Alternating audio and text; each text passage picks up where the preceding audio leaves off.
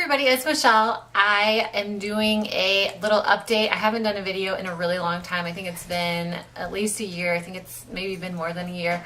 I kind of started this YouTube channel as a way to show my, if you hear in the background my son, he's playing in the playroom in the background if you hear him. But anyway, I started this channel as a way to kind of show my Beautycounter, I guess, journey is the word I'm looking for. My Beautycounter journey and just becoming a consultant and what I've learned along the way and all of that.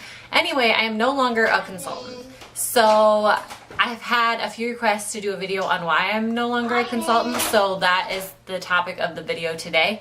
And I just want to start off by saying I have nothing against Beautycounter. I love all their products yet. I use the majority of their products. I still use all of their makeup. The only things that I don't use anymore are like their cleansers and stuff. And I'll get into that in a minute. But I have nothing against them at all. I love all their products. And I just want to start off by saying that. And the main reason why I'm no longer a consultant is because I was just too busy. And I really didn't think it was going to take as much work as it does. And what I mean by that is when you become a consultant, you kind of get the idea that like you can work from home and you don't have a boss and you can put as much into it as you want. And that's true to an extent, but Beautycounter does have a limit, not a limit,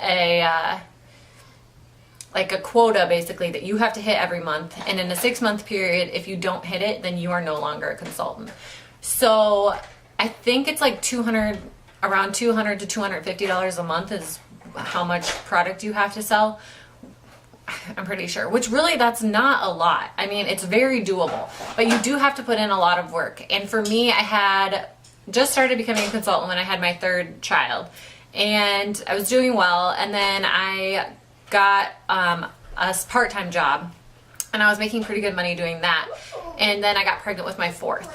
And after that, it was just like a lot. And I was making good money with my part-time job, and with Beautycounter, I would have to do parties, and I had to, do a lot in order to make what I felt like was a little compared to what I was doing in my other job, if that makes sense to you guys. So it just wasn't worth it to me anymore. And I feel like to do well in Beautycounter, you do have to work almost, it is a full-time job, honestly, and you kind of have to be, if you don't have a large group of followers to begin with, you kind of have to be annoying about it, I felt like. Like, you have to be messaging people, and you have to be asking if they want to host a party, either at their home or online. And that takes up a lot of your nights. If you're doing a couple a week, you're making good money, but you're also taking away a couple hours or more a night several times a week with your family, which isn't what I really wanted to do. So I just didn't like that. I didn't like that. I felt like I was taking time away from my family, and I felt like I could make just as much as I was making with Beautycounter in a different job. Now, I wasn't making a ton of money. I know people that make a lot, and I feel like in order to make a lot with Beautycounter, if you're thinking about becoming a Beautycounter consultant, you want to have a good following on social media. I feel like people do the best with any MLM business if you have a strong social media following. So if you do, I think you'll do really well. If, like me, I really didn't at all. And so my customer base was like a group of people that bought from me pretty consistently, but it was a group of like 10 to 15 people, and they're not going to be placing orders every single month or even every couple months, because Beautycounter is expensive, and I just wasn't getting in orders like I had hoped I would get. So basically, I didn't have enough time. I didn't want to be putting in as much time as I was to make as little as I was.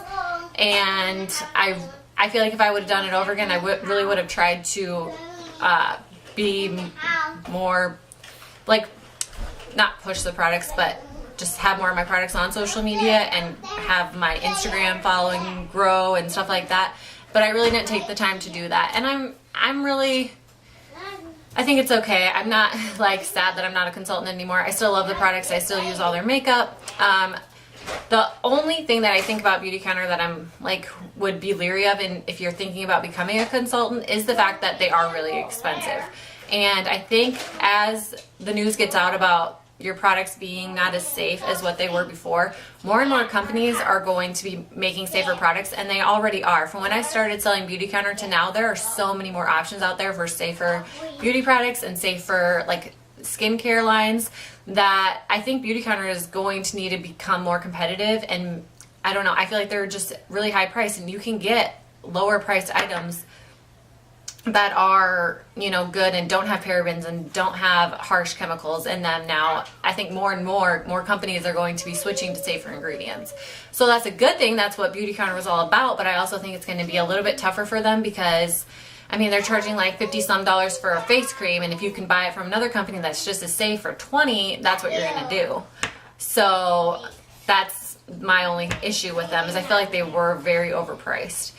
So yeah, that's a little bit about why I quit, and I hope that this video is helpful for you if you're thinking about becoming a consultant, or if you are on the fence about it. So yeah, thank you guys for watching, and please subscribe to my channel. Even though I'm not selling Beautycounter anymore, I'm still going to be vlogging and doing videos about our homeschooling and our healthy lifestyle.